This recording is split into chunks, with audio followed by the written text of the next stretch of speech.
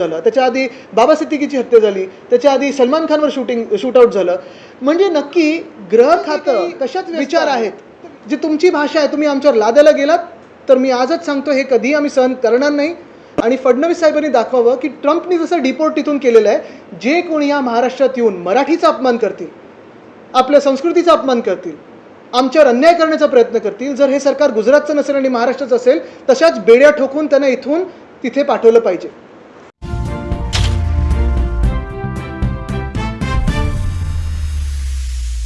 8 वर्ष कोण गृहमंत्री होतं? मुंबईमध्ये म्हणजे नागपूरमध्ये दंगल, नाशिकमध्ये दंगल, ज्या 2 शहरांमध्ये दंगल कधी व्हायची नाही तिथे दंगल घडलेले आहेत. मुंबईमध्ये 3-3 शूटआउट होतात. परवा डायमंड गार्डनला शूटआउट झालं, त्याच्या आधी बाबा सिद्दीकीची हत्या झाली, त्याच्या आधी सलमान खानवर शूटआउट झालं. म्हणजे नक्की ग्रह खातं कशात व्यस्त आहे? तर विरोधी पक्षाच्या मागे लावणं, फोन टॅपिंग करणं, आम्ही मोर्चे काढले की त्याला अडवणूक करणं, त्याच्यावर लाठीचार्ज करणं, ह्याच्यात व्यस्त ठेवलेलं आहे. पोलिसांना 1 दिवस मोकळा द्या की जा, जे गुन्हेगार असतील महाराष्ट्रातले उचलून काढा आणि बाहेर फेका.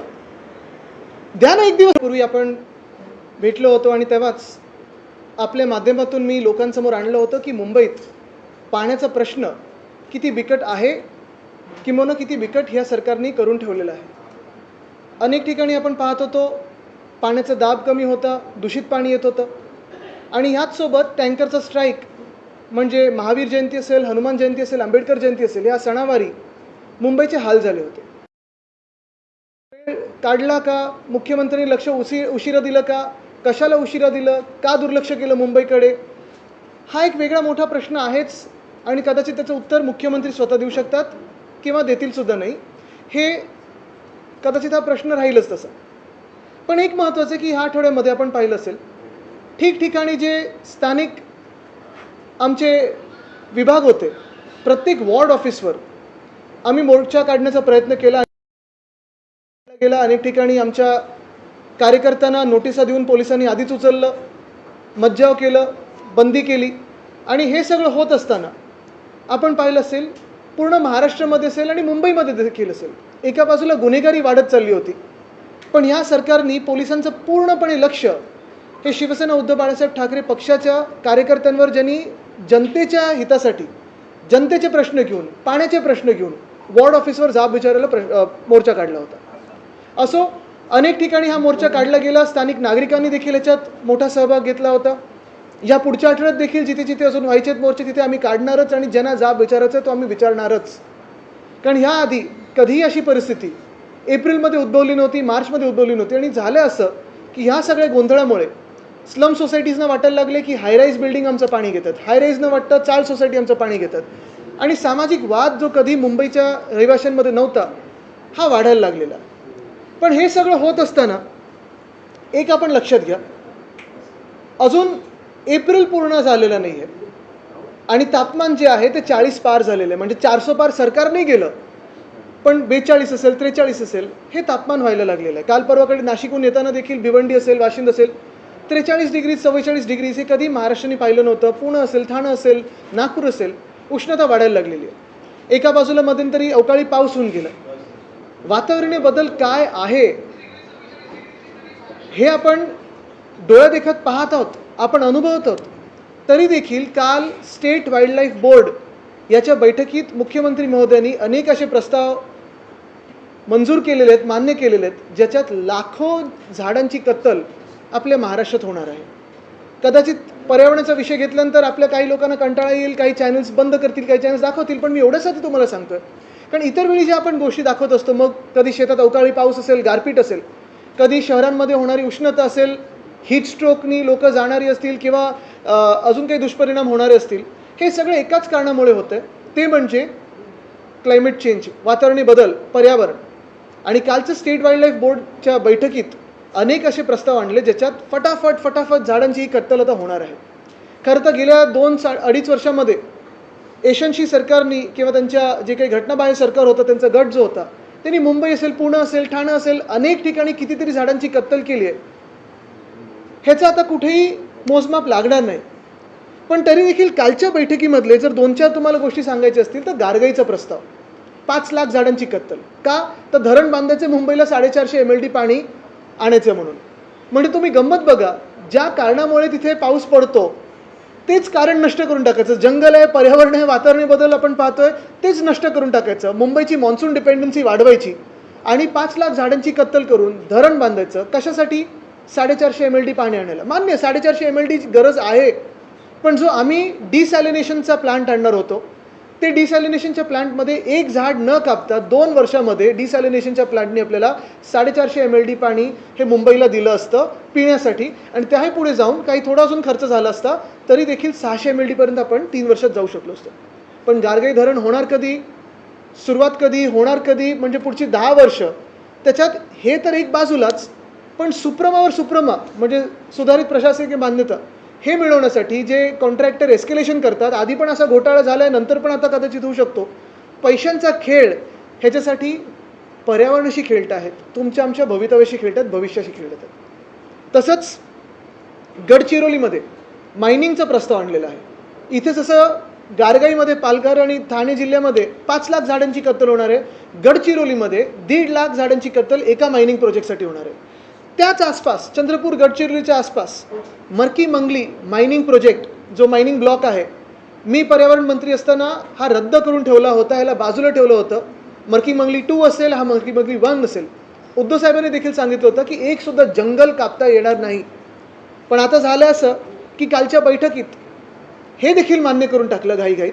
ह्याच्यात ताडोबा अंधारी जो वाईल्ड लाईफ सँच्युरी आहे, कदाचित आपल्या देशात एकमेव टायगर सँच्युरी अशी जिथे 100% तुम्हाला टायगरचं सायटिंग होणार आहे, तिथे हे मर्की मंगली आहे. टिपेश्वरमध्ये जातं, पैनगंगा, हा पूर्ण परिसराला निगेटिव्हली इम्पॅक्ट करणारं, लाखो झाडं परत कत्तल होणारं, हा त्यांचा दुसरा प्रस्ताव होता. तिसरं जर पाहिलं तर चंद्रपूर नागपूर हायवे, ह्याच्यात देखील तसंच आहे. ताडोबा, कानरगाव ह्या 2 सँच्युरीमधून जाणार आहे. पुणे नाशिक हायवे देखील असंच आहे. आणि मी तुम्हाला परत सांगतो, विकास विरोधी आम्ही कोणी नाही आहोत, पण आम्ही विनाश विरोधी आहोत.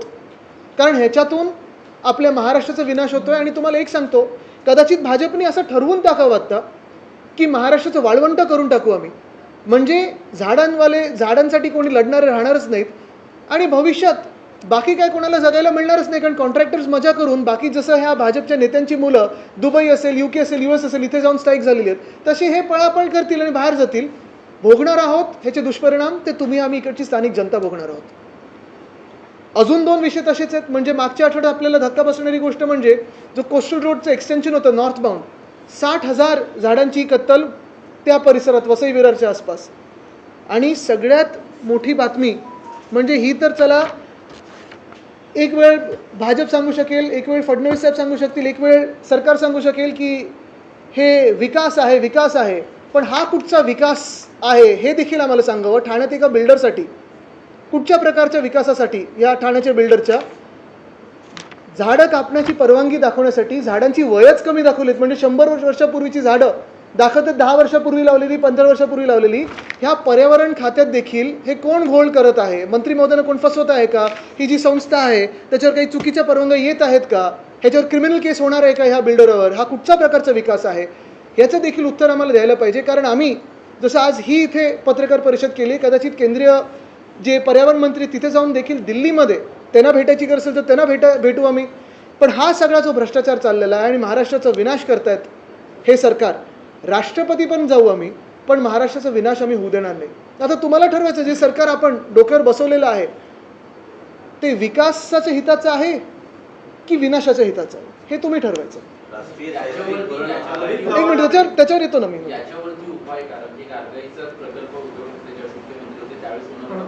बघा, तुम्हाला सांगतो, गारगाईबद्दल मत स्पष्ट आहे. तसं पाहायला गेलं तर आधीच्या आमच्या वचननाम्यामध्ये, BMC मध्ये आम्ही जेव्हा मला वाटतं 2007चं असेल, 2002चं असेल, तेव्हा गारगाई पिंजाळ नदीजोड प्रकल्प आणि गारगाई धरण करू हे आमच्या वचननाम्यात होतं. पण जसं आम्ही अभ्यास पुढे नेला, काय असतं, प्रत्येक प्रकल्प जेव्हा तुम्ही करता त्याच्यात एक अभ्यास करायला लागतो, एन्व्हायरमेंटल इम्पॅक्ट असेसमेंट असतं. त्याचा पूर्ण अभ्यास झाल्यानंतर त्याचा इम्पॅक्ट जो होणार होता तो मुंबईवर आत्ता जर पाहिलं गेलं आत्ताच्या परिस्थितीत त्याचा दुष्परिणाम जास्ती होता. ह्याच्यात 2-3 बाजू तुम्ही विचार करणं गरजेचं आहे. पहिली गोष्ट म्हणजे आत्ता जे सगळ्यात मोठं संकट आपल्यावर आहे, आणि खूप वेळा असं म्हणतात की देशाचा खरा वित्तमंत्री म्हणजे पावसाळा असतो. शेतकरी असो, आपली शहरं असो, पिण्याचं पाणी असो, सगळं काही हे पावसाळ्याच्या पाण्यावर असतं. आणि कुठे ना कुठेतरी जेव्हा आपण बघतोय की वातावरणीय बदलचा धोका आपल्या डोळ्यासमोर दिसत आहे, पाऊस कधी जुलैमध्ये पडतो, कधी अवकाळी पाऊस येतो, कधी सगळं नष्ट करून जातो. मॉन्सून डिपेंडन्सी, पावसावर किती अवलंबून राहायचं आपण, हे आपण आता ठरवलं पाहिजे. काही देश असे पण आहेत, मला वाटतं चेन्नईने पण तसं केलेलं आहे. आपण थांबलेलो, आपले रेट जे पाण्याचे असतात, मुंबईमध्ये जवळपास पाणी मुंबई महानगरपालिकेला 11.5 रुपये पर पर्सन पर 1000 लिटरला मिळतं आणि नागरिकांना आपण 3.5 रुपये पर पर्सन पर 1000 लिटरला देतो. हे रेट मॅच होणं गरजेचं होते, कारण ती सबसिडी आपण तेवढी देतो. कदाचित देशात काय जगात सर्वात स्वस्त आपली पाण्याची यंत्रणा असेल. पण हे होत असताना डिसॅलिनेशनमधून कमी पैशांमध्ये, साधारण 1000-2000 कोटीमध्ये एक सुद्धा झाड न कापता 25 एकरचा जो प्लॉट आम्ही सरकारने BMCला दिला होता, तिथे 2-2.5 वर्षामध्ये डिसॅलिनेशनचा प्रकल्प उभा राहिला असता आणि 450 MLD काय 600 MLDवर एक्सपॅन्शनेबल आहे. ते वीज पण तुम्हाला बाजूने मिळू शकते तिथे टर्बाईन रन करताना. पण हे रद्द करून एशनशीनी गारगाईमध्ये हात घातला. कारण गारगाई ज्याच्यासाठी आम्ही रद्द केला, 5.5 लाख किंवा 5-5.5 लाख झाडांची कत्तल, एक फॉरेस्ट आउटलेट आहे, एंडेंजर्ड स्पीशीज आहे, ते नष्ट होणार, तिकडची सगळी स्थानिक जी आदिवासी गाव असतील ती उद्ध्वस्त होणार. आणि हे सगळं करून मॉन्सून डिपेंडंट आपण राहतोच आहे, पावसाळ्यावर अवलंबून आपण राहतोच आहे. मग फायदा होतोय का मुंबईचा? बरं, धरण बांधायला तुम्हाला किती वर्ष लागणार? कमीत कमी पुढची 7-8-9 वर्ष लागणार. नदी जोड प्रकल्पाला जर गारगाई पिंजळ नदी जोडाचा प्रकल्प केला तर तेही लागणार. पाईपलाईन तिथून टाकून 450 MLD विरुद्ध इथे 1000-2000 कोटीमध्ये इथे कमीत कमी 70 ते 80 हजार कोटी जातील. बघा, जसं मेट्रो 3मध्ये 23,000 कोटीला यांनी सुरुवात केली होती, आता 50,000 कोटीच्या पुढे गेला असेल प्रकल्प. हे कॉन्ट्रॅक्टरसाठी धोरण आहे, मुंबईसाठी नाही आहे. म्हणून मी तुम्हाला एक विनंती करीन की आपल्या चॅनलवर देखील, पाहिजे तर मला नका बोलू, पण जे ह्याच्यात तज्ज्ञ मंडळी आहेत, मग पाण्याचे असतील, तांत्रिक गोष्टींमध्ये असतील, धरण बांधण्यात असतील आणि पर्यावरण प्रेमी असतील, ह्यांना बोलून आपण न्यूट्रली फेअरली परिणाम दुष्परिणाम दोघांचे हे दाखवा, लोकांना पटेल. आधीला ज्यावेळेस तुम्ही विरोध केला होता तेव्हा आधीची 2200 झाडं तोडली होती, आता विरोध करताय की आता तरी बघा, एक आहे विरोध करून ह्या सरकारचं डोकं ठिकाणीवर आहे का हा विचारण्याचा प्रश्न आलाच आहे ना आता. कारण महाराष्ट्राचं वाळवंट करून मिळणार काय आपल्याला? तुमच्या मतदारसंघासहित एकंदरीतच मुंबईत आता सध्या पाणी टंचाईचा, हो, विशेषतः 15 दिवसामध्ये हे झालेलं प्रकरण आहे. यामागे कुणी अदृश्य शक्ती काम करते का? नेमकं पाणी पितंय कोण? बघा, तुम्हाला सांगतो, आता हाच प्रश्न अनेक बिल्डिंग विचारतात, अनेक स्लम सोसायटीज विचारतात. नेमकं पाणी पितंय कोण म्हणजे ह्याच्यात 2-3 गोष्टी आहेत. एक तर पाण्याचं प्लॅनिंग करायला लागतं. एप्रिल-मे पर्यंत आपण 5% 10% हा पाण्यावर कट लावायचो, तो लावलाय का मुंबई महानगरपालिकेने? दुसरं म्हणजे आत्तापर्यंत डिसॅलिनेशन प्लांट जो आम्ही 2022 साली त्याचं टेंडर सुरू केलेलं, ते जर झालं असतं तर कदाचित ह्या वर्षी किंवा या वर्षाच्या शेवटपर्यंत पुरेसं पाणी मुंबईला मिळालं असतं. तिसरी गोष्ट म्हणजे आम्ही सिवेज ट्रीटमेंट प्लांट, जे मोदी साहेबांनी सांगितलं की त्यांनी गिफ्ट दिली, त्यांनी नाही गेली. टेंडर आमच्या वेळीच आहे. 10 वर्ष सुप्रीम कोर्ट आणि NGTच्या कचेरीत होतो आम्ही. सरकार आमचं पडलं आणि त्यांनी नुसतं भूमिपूजन केलं. पैसा हा मुंबईचा आहे, मुंबई महानगरपालिकेचा, भाजपचा नाही आहे, ना केंद्र सरकारचा. त्याच्यातून 2700 MLD पाणी आपल्याला मिळणार आहे. पण हे सगळं प्लॅनिंग करत असताना महत्त्वाची गोष्ट हीच आहे की आत्ता जी कामं चाललेली आहेत, रस्त्याची कामं असतील, खोदकामाची कामं असतील, तिथे खूप ठिकाणी पाण्याच्या लाईन ज्या डॅमेज झालेल्या आहेत, दूषित पाणी येतं आहे, पाण्याचा दाब कमी आहे आणि ही यंत्रणा सगळी विस्कळीत झाली आहे. कारण राजकीय नेतृत्वातून कोणीही आत्ता BMCमध्ये नाही आहे. मुंबई महानगरपालिका ही मुख्यमंत्र्यांच्या ऑफिसमधून चालते. BMC प्रकल्पासाठी आम्हाला परमिशन मिळाली. पुढच्या 5 वर्षात आम्ही हा प्रकल्प तयार करू. मी आत्ता त्या प्रकल्पाला 5 वर्ष जर सांगत असतील, चॅलेंज आत्ता देतो मी. झालं तर आनंद आहे, पण जे नुकसान होणार आहे पर्यावरणाचं आहेच, पण महाराष्ट्राचं नुकसान होणार आहे. आणि मॉन्सून डिपेंडन्सी म्हणजे पावसाळ्यावर जे आपण अवलंबून राहणार आहोत ते दूर होणार आहे का? बघा, आता हे सगळं चालू आहे. पण काल स्टेट वाईल्ड लाईफ बोर्डाने जे मंजूर केलेलं आहे, खरं ह्या बोर्डाने जबाबदारीने पाहिलं पाहिजे हे प्रोजेक्ट्स किती बरोबर आहेत, किती अयोग्य आहेत. आणि हे सगळं आता कदाचित केंद्राकडे जाईल, नाही जाणार. अजून एक गौप्यस्फोट आम्ही ह्याच सगळ्या पर्यावरण खात्याचा नाही पण त्या विषयाचा करणार आहोत, तो नंतर करणार आहोत. अजितदादा म्हणतात लोकसंख्या वाढली त्यामुळे पाणी प्रश्न निर्माण झालेला आहे, नैसर्गिक प्रक्रियांना पाणी जास्त वापरलं जाते, अशा पद्धतीने स्टेटमेंट केलंय. हे किती गंभीर आहे, काय नेमकं? त्यांचे अनेक स्टेटमेंट जुने पाहण्यासारखे आहेत, मी त्यांच्यावर काही बोलणार नाही. अभ्यासक्रमात हिंदी भाषा ही सक्तीची करण्यात आलेली आहे आणि नक्की यावरती काय भूमिका आहे? कारण आपण हा झाला विषय 100%.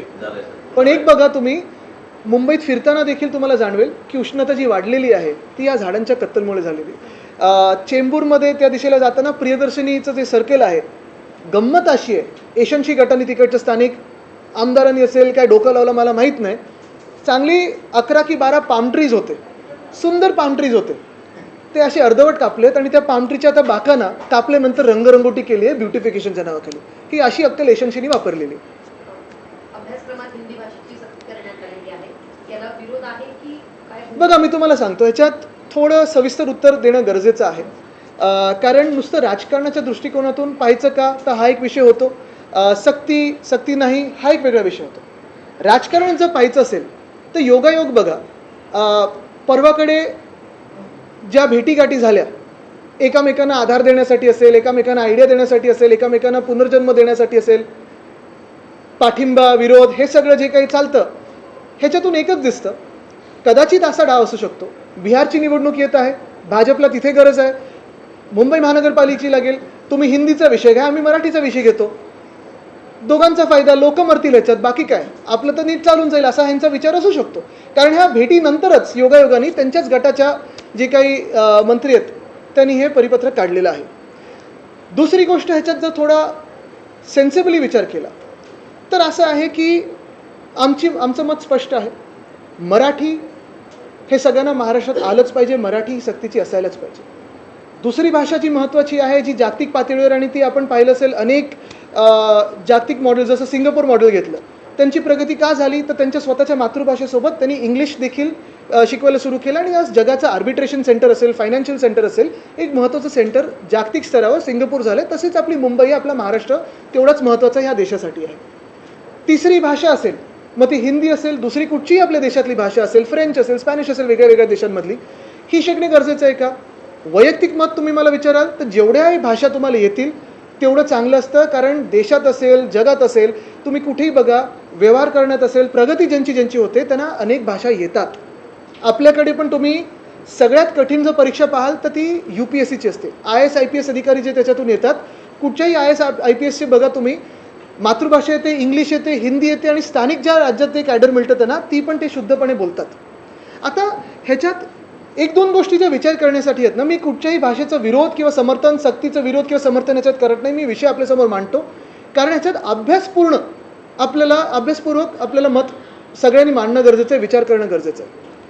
आपली आत्ता जी शिक्षण पद्धती आहे त्याच्यात अर्थात आपल्याला आपल्या वेगळ्या वेगळ्या माध्यमातून शिकायला मिळतं. जसं मुंबई महानगरपालिकेच्या शाळेंमध्ये मराठी आहे, इंग्लिश आहे, सेमी इंग्लिश आहे, हिंदी आहे, गुजराती आहे, उर्दू आहे, तमिळ आहे, तेलुगू आहे, कन्नड आहे, 9 भाषेतून आपण शिकतो. ह्याच्यात आम्ही CBSE जेव्हा आणलं, ICC जेव्हा आणलं, IB जेव्हा आणलं, इतर जे IGCSE सारखं बोर्ड आणलं SEC सोबत, एक नक्कीच आम्ही केलं होतं आमच्या सरकारने की तुमची स्थानिक भाषा म्हणजे आपली मराठी भाषा ही 10वीपर्यंत सक्तीची असावी, प्रत्येकाला मराठी यावी. मग बाकीच्या तुम्ही कुठच्या भाषा शिकवाल हे त्या शाळेचं ते योगदान असेल. पण हे करत असताना तुम्ही हा देखील विचार केला पाहिजे की पहिलीपासून शिकत असताना 3 भाषा हा मुलांवर जास्ती आपण दबाव टाकत नाही आहोत का? कदाचित तुम्ही असंही करू शकता की ज्युनियर KG सिनियर KG पासून मराठी घ्या, मग थोड्या यांनी इंग्लिश इंट्रोड्यूस करा, मग तिसरी भाषा जर तुम्हाला हिंदी असेल किंवा दुसरी कुठची भाषा असेल, ही 4थी 5वी पासून जसं आम्ही आत्ता शिकत आलो आत्तापर्यंत. आता मी बघा 3 भाषेत तर बोलूच शकतो, 4थी भाषा 5वी भाषा आपल्याला सहसा येऊनच जाते. मी 11वी 12वीत फ्रेंच करायचं सुरू केलं. माझे आजोबा वंदनीय हिंदू सम्राट बाळासाहेब ठाकरेंनी मला प्रोत्साहन दिलं की फ्रेंच पण शिकायला पाहिजे. तसंच जेवढ्या भाषा येतील तेवढं मी समर्थन करतोच. पण विद्यार्थ्यांवर तुम्ही किती पहिलीपासून दबाव टाकणार? अनेक विद्यार्थी असे आहेत ज्यांना आपलं नाव हे देखील लिहिताना पहिली दुसरीमध्ये एक थोडी जटिलता येते, समस्या येते. हा देखील आपण विचार केला पाहिजे. आत्ताचं जर शिक्षणाचं तुम्ही घोळ बघितलात तर तुम्ही मला सांगा, जे मंत्री महोदयांनी हे परिपत्रक काढलेलं आहे त्यांना एक तरी भाषा शुद्ध लिखित येईल का? हिंदी आपण चला हिंदीमध्ये बोलू, इंग्लिशमध्ये बोलू, मी कोणाची टिंगल नाही करत आहे, पण पद्धतीचं तुम्ही आता बघा. आता असं झालं, एवढे वर्षाची पद्धत आपल्याला लागलेली आहे. शिक्षक नवीन घेताना पहिलीपासून जो भार हा सरकारवर पडणार आहे तेवढे पगार आपण देऊ शकणार आहोत का? आत्ताच शिक्षक भरती होत नाही, जी आत्ता सध्या स्थिती आहे, सध्याची परिस्थिती आहे. शिक्षक भरती झाल्यानंतर तेवढे तुम्ही पगार देऊ शकणार आहात का? जी लाडकी बहीण आहे, 8 लाख महिलांना आता 1,500 पण नाही 500 रुपये मिळणार आहेत. STच्या कर्मचाऱ्यांना 56% पगार मिळतोय. पोलीस हाऊसिंगमध्ये दंडनी शुल्क तुम्ही वाढवलेलं आहे. हे सगळं होत असताना मग तुम्ही एका बाजूला सांगताय की आम्ही हे सगळं सक्तीचं करू, पण जी यंत्रणा आहे ती उभी करायला तुम्ही सक्षम आहात का? दुसऱ्या बाजूला तुम्ही युनिफॉर्ममध्ये घोटाळे करता, गणवेश तुम्ही वेळेवर देऊ शकत नाहीये, आणि तुम्ही तिसरी भाषा शिकवणार आहेत आणि सक्ती करणार आहेत. आणि परत तुम्हाला सांगतो, आता अनेक शाळा अशा आहेत या महाराष्ट्रामध्ये आणि कदाचित देशात सगळीकडे असेल जिथे एका वर्गामध्ये 3 वेगळे वेगळे इयत्ता बसतात. 4थी 5वी 6वी एकत्र बसत असतील, 7वी 8वी 9वी एकत्र बसत असतील. एक शिक्षिका आहे, त्या शिक्षिकेवर किती भार पडतो हा विचार करा. आणि मग एका बाजूला जग जिथे AI वगैरे, थोडं आपण शिक्षण पद्धती ह्या NEPने काय केलं आहे तुम्ही बघा. ज्या देशामध्ये आत्ता ह्या शतकात आपल्याला विचार करायला पाहिजे होता की टेक्नॉलॉजी असेल, AI असेल, अजून काही गोष्टींमध्ये आपण विचार करण्यापेक्षा देशाला कशात व्यस्त केलं. आता एका बाजूला देशात आपण धर्मावरनं भांडतो, दुसऱ्या बाजूला आपण जातीवरनं भांडतो, तिसऱ्या बाजूला शिक्षण पद्धतीत कुठच्या भाषेत शिकावं ह्याच्यावर वाद सुरू झालेत. ह्याच्यापेक्षा देशात मोठं दुर्दैव काय. हे वाद कोणी निर्माण केलेत तर केंद्र सरकारने निर्माण केलेत. आपण आत्ता कशात पुढे करायला पाहिजे होतं, गणितात असेल, टेक्नॉलॉजीमध्ये असेल, वेगळ्या गोष्टींमध्ये रिसर्च डेव्हलपमेंट. तुम्ही कुठचंही देशातलं जर रिसर्च डेव्हलपमेंटमध्ये देश पुढे असेल तिकडे युनिव्हर्सिटीमध्ये शाळेमध्ये रिसर्च होतात. आपल्याकडे ती संधी मिळते का आपल्या विद्यार्थ्यांना प्रश्न विचारायला. उलट प्रश्न विचारू नका, पण विद्यार्थ्यांना एका घटनेवर, एका फॉर्म्युलावर, एका कुठच्या मॅथच्या गणिताच्या फॉर्म्युलावर प्रश्न विचारायला संधी मिळते का. ही पद्धत जेव्हापर्यंत आपण बदलत नाही तोपर्यंत आपण बिघडत जाऊ आणि अशाच वादात रंगत राहू. मला वाटतं एक थोडा सविस्तर विचार मुख्यमंत्र्यांनी केला पाहिजे. जसं मी सांगितलं, कुठच्याही भाषेला विरोध करत नाही जोपर्यंत मराठी 1ली ते 10वी सक्तीचं आहे.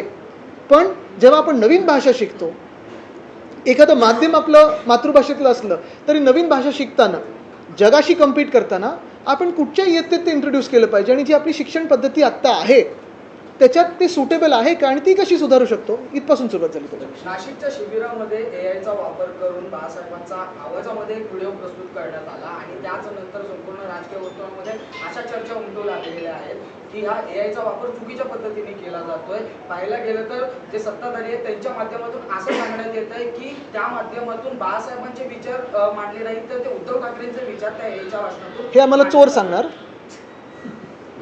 कशाला आम्ही चोरांना उत्तर देऊ. त्यांना जर लाज वाटत नसेल तर स्वतःच्या वडिलांचा, स्वतःच्या आजोबांचा फोटो लावा.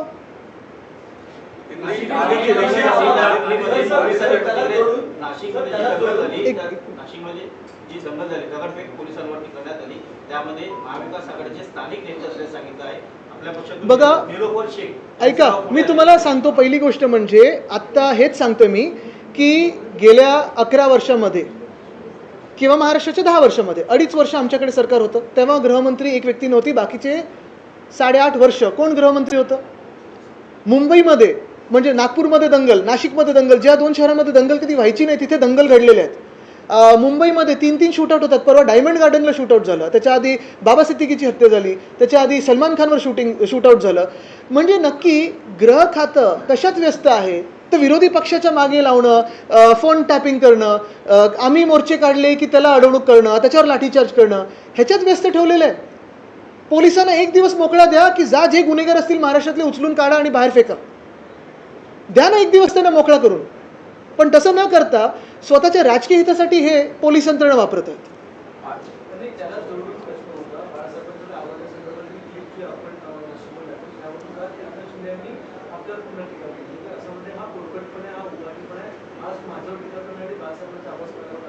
बघा, त्यांची तेवढी लायकी पण नाहीये की मोठ्या साहेबांचा आवाज वापरून त्यांच्यावर टीका होऊ शकते. त्यांनी ती लायकी स्वतःला समजू पण नव्हे. चोरांनी तिकडेच राहावं जिथे चोर असायला पाहिजे. ती कुणाल कामरांनी त्यांना दाखवलेलं आहे. आता ते विचारतात रिक्षा कैसी पोहोची की तमिळनाडू. आणि मी काय, त्यांचे खासदार बोलले त्यांना साफ. हिंदी भाषा को लेकर जिस तरीके से विवाद बढ़ा है, थांबा, ते मी 4थी पासून बोललोय, 1ली पासून सुरुवात करूया. बीडीडी चाळींचा एक विषय होता की घरं पूर्ण होती पहिल्या टप्प्यात मार्च. मी पत्र दिलंय, मी पत्र 4 एप्रिलला दिलं होतं. अजूनही म्हाडा VP कडून उत्तर आलं नाही. त्यांचे 2-4 भ्रष्टाचार आम्ही लोकांसमोर आणू तेव्हा पळत येतील. पण गुढीपाडव्याला घरं देणार होते, आता गुड फ्रायडे आलाय. हा प्रवास बघा तुम्ही, गुढीपाडवा ते गुड फ्रायडे आलाय तरी देखील घरांचा पत्ता नाहीये. मंत्र्यांच्या बंगल्यांचं रेनोव्हेशन काही ठिकाणी चालू आहे जोरदार. घरांवरनं भांडणं चालू आहेत, सगळं काही चालू आहे म्हणजे बंगल्यांवरनं त्यांच्या. पण जे आमचे सामान्य नागरिक आहेत, जो प्रकल्प फडणवीस साहेबांनी घाईघाईत सुरू केला होता, कुठेही काही प्लॅनिंग न करता, त्याचं आम्ही 1 ऑगस्ट 2021ला जी सुरुवात केली, 3 वर्षात पूर्ण झाला फेज 1. चाव्या वाटप का नाही झालं. जे आश्वासन म्हाडाने दिलं होतं की आम्ही सगळ्यांनी एकत्र येऊन फेज 1मध्ये जे राहणार आहेत त्यांना आम्ही साधारणपणे एक प्रेझेंटेशन देऊ की आता काय काय सोयीसुविधा मिळणार आहेत, का नाही झालं पुढे. निवडणुकीच्या आधी सगळं चाललं होतं राजकारणाच्या पोटी. झालं, निवडणूक झाली, संपून विसरून गेली. बीडमध्ये एका महिलेवरती अमानुष मारहाण झाली, तिथे संबंध आहे. तिला अमानुष मारहाण केली. बीडचं हे प्रकरण आहे. काल परवाकडे आमचे वैभव नाईक यांनी सिंधुदुर्गातलं प्रकरण काढलेलं आहे. CDR काढा ना तिकडच्या स्थानिक लोकप्रतिनिधींचा. कोणाशी काही आहे का काही बघा, काय कुठे जोडलं आहे का.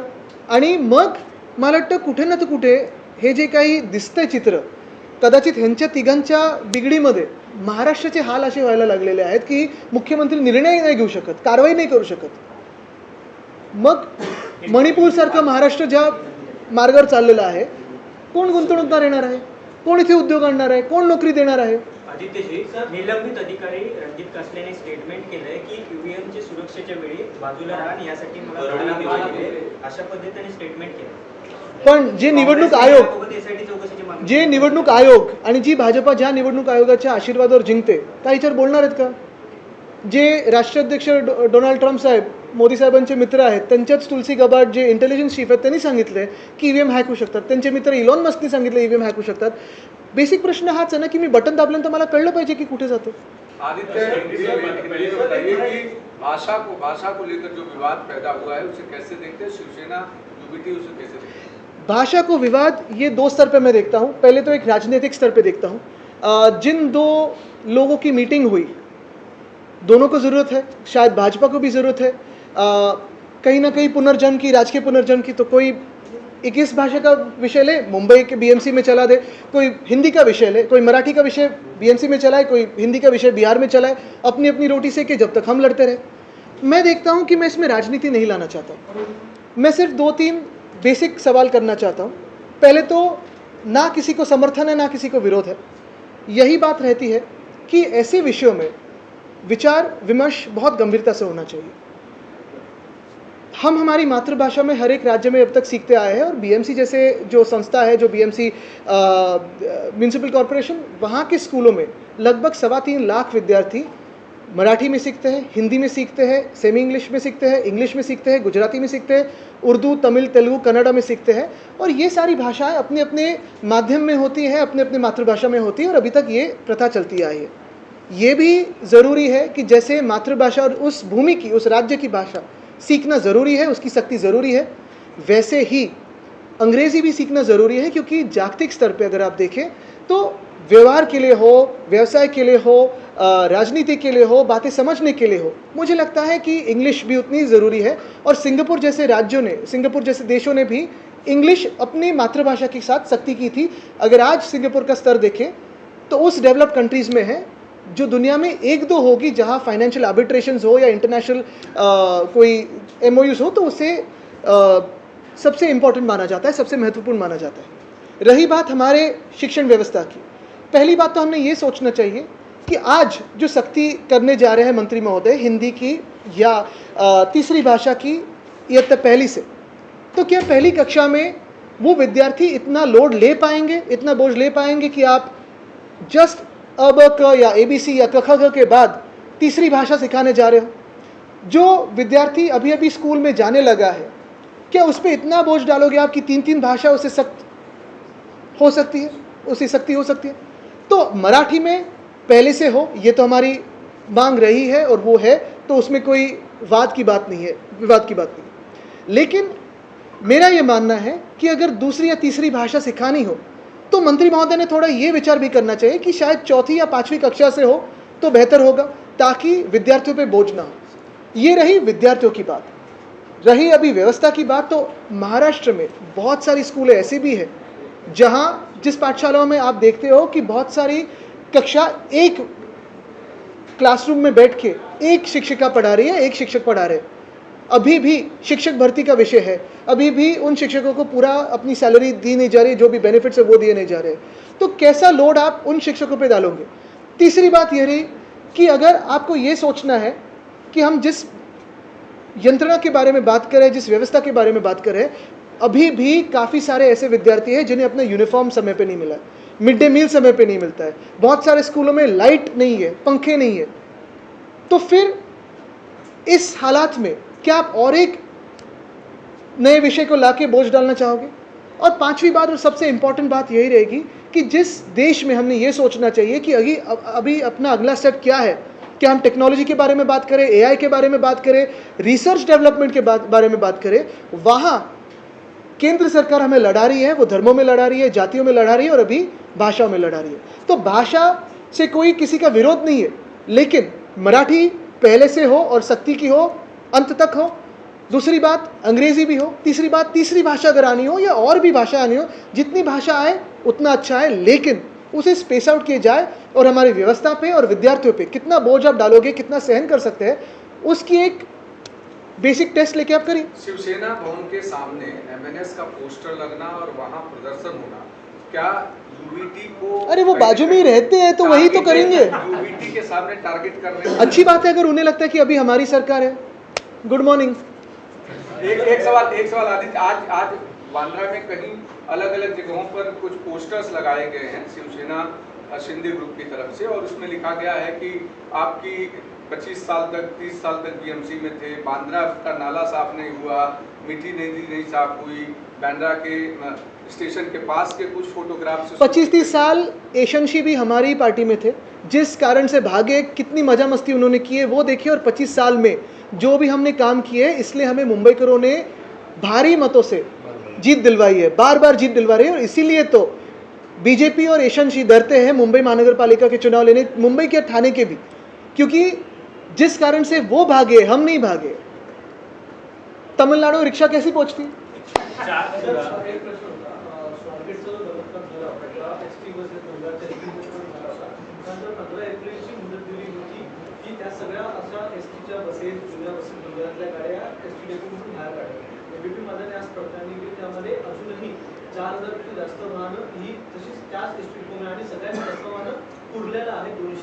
तुम्हाला त्याचा पुढचा टप्पा पण सांगतो, ते स्क्रॅपमध्ये काढतील आणि त्यांचे स्क्रॅपवाले कोण आहेत ह्याची पण यादी तुम्हाला मी देऊ शकतो।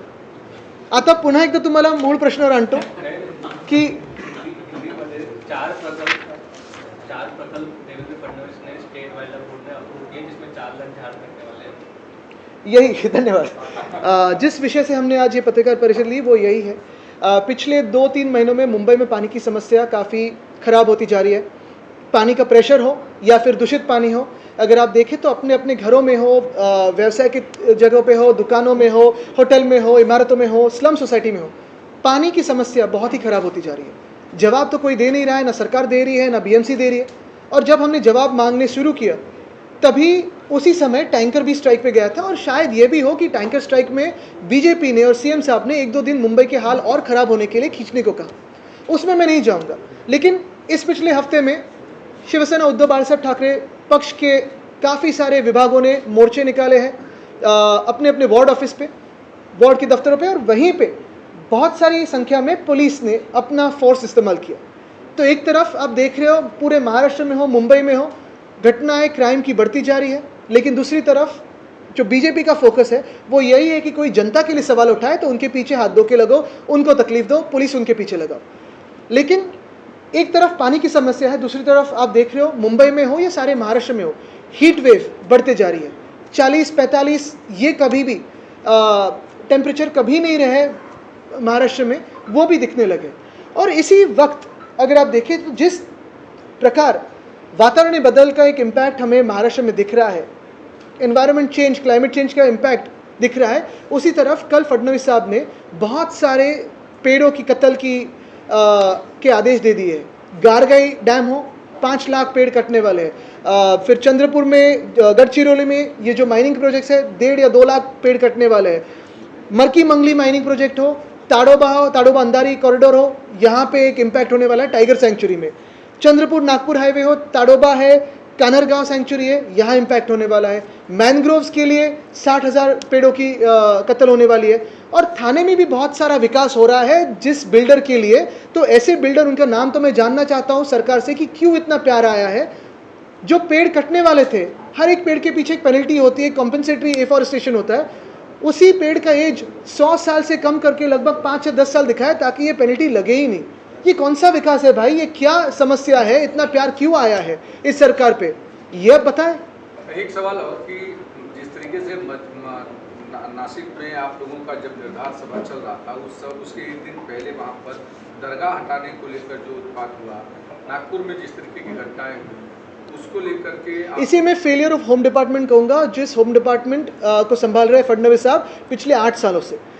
यही बात है कि खुद सीएम भी है और होम मिनिस्टर भी है, गृह मंत्री भी है, लेकिन नागपुर में दंगे होना, नासिक में दंगे होना, मुंबई में सलमान खान के घर पे हो, बाबा सिद्दीकी शूटिंग हो, या फिर चेंबूर में डायमंड गार्डन शूट आउट हो, ये शूट आउट पहले मुंबई में पिछले 20 सालों में कभी नहीं होता था। उसके पहले जब गैंग वॉर होते थे तब हुए थे।